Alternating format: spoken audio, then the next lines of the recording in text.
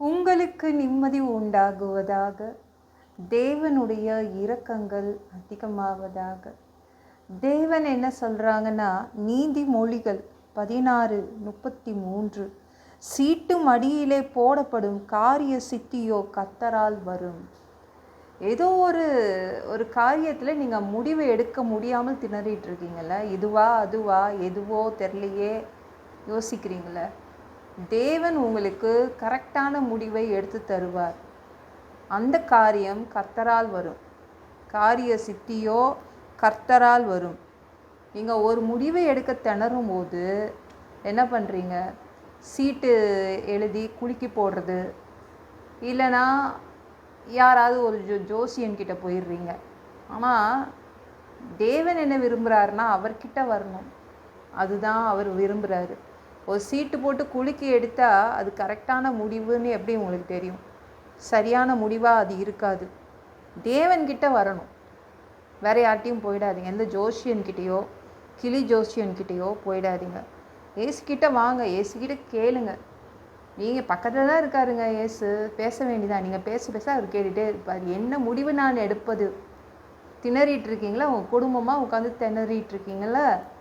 ஏசுக்கிட்ட கேளுங்க, தேவன்கிட்ட கேளுங்க. அவர் கரெக்டான முடிவு அவர் உங்களுக்கு தருவார். சரியான முடிவு. நீங்கள் எடுத்து வச்சுருக்க முடிவு கூட ஒன்று கூட தேவனுக்கு பிடிக்காமல் இருக்கலாம் சில சமயம். அப்போ என்ன பண்ணுவார்? அத்தனை முடிவுகளையும் மாற்றி வேறு ஒரு முடிவு புதுசாக உங்களுக்கு கொடுப்பாரு. ஏசுக்கிட்ட தான் வரணும். நீங்கள் சுற்றிட்டு கிடக்காதீங்க. ஒரு முடிவு எடுக்கணுன்னா தேவன்கிட்ட வந்துடுங்க. அவர் கரெக்டாக அதை செலக்ட் பண்ணி தருவார்.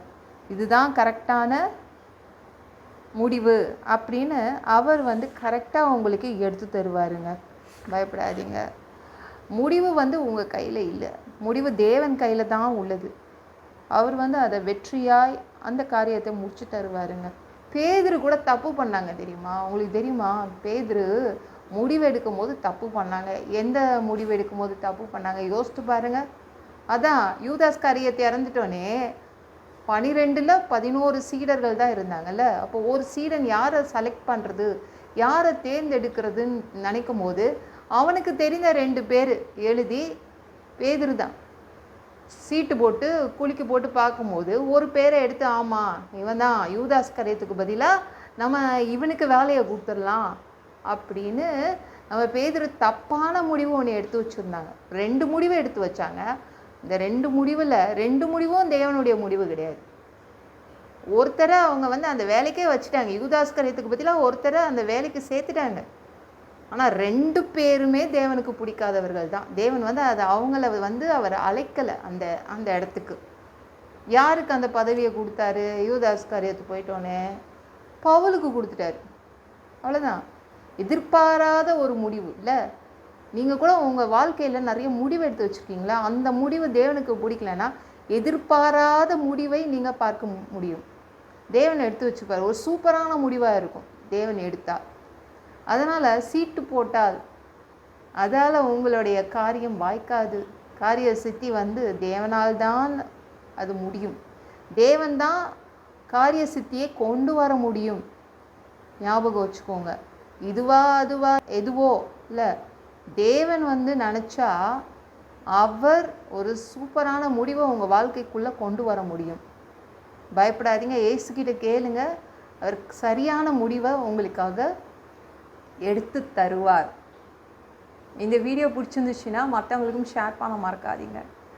கர்த்தர் தாமே உங்களை ஆசீர்வதிப்பாராக. ஜெபம் பண்ணலாமா? அன்பு பிதாவே, உங்கள் பிள்ளைங்க உங்கள் பாதத்தில் வந்திருக்காங்கப்பா. சாமி இரக்கம் செய்யுங்க, இறங்குங்க அப்பா. உங்கள் பிள்ளைங்க இந்த முடிவு எடுக்கிறதா, அந்த முடிவு எடுக்கிறதா, அல்லது வேறு ஏதாவது முடிவு இருக்குதா அப்படின்னு யோசிச்சுட்டு நிற்கிறாங்க உங்கள் சமூகத்தில். நீங்கள் ஒரு நல்ல முடிவை எடுத்து கொடுங்கப்பா. வேறு எங்கேயும் அவங்க சுத்த மாட்டாங்க. முடிவை எடுக்கிறது உங்களுடைய பாதத்தில் வைக்கிறாங்க.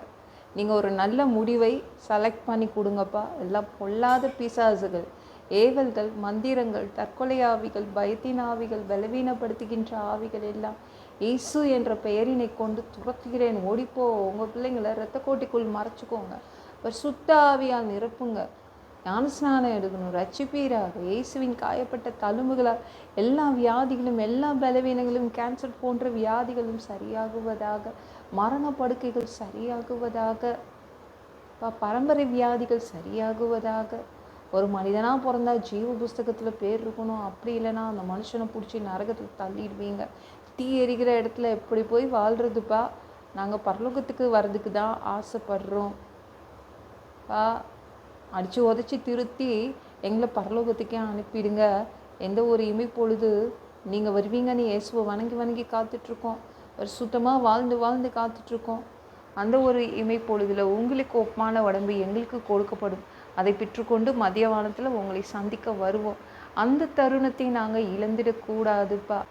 ஒரு மனிதனால் பரிசுத்தமாக வாழ்கிறது கூடாத விஷயம். அதற்கும் உங்கள் உதவி கேட்டு வந்து நிற்கிறோம். 7 வருடம் அந்த கிறிஸ்து ஆட்சியில் விட்டுட்டு போயிடாதீங்க. பிசாசு நடத்தும் ஆட்சியில் விட்டுட்டு போயிடாதீங்க. 1000 வருடம் இந்த பூமியை ஆட்சி செய்வதற்காக வருவீங்க. அந்த பொற்காலத்தை பார்க்க ஆசைப்படுறோம். எல்லாவற்றையும் ஒப்பு கொடுக்குறேன். இயேசுவின் மூலம் ஜெபம் கேளும் பிதாவே. ஆமென். நாளைக்கு பார்க்கலாம்.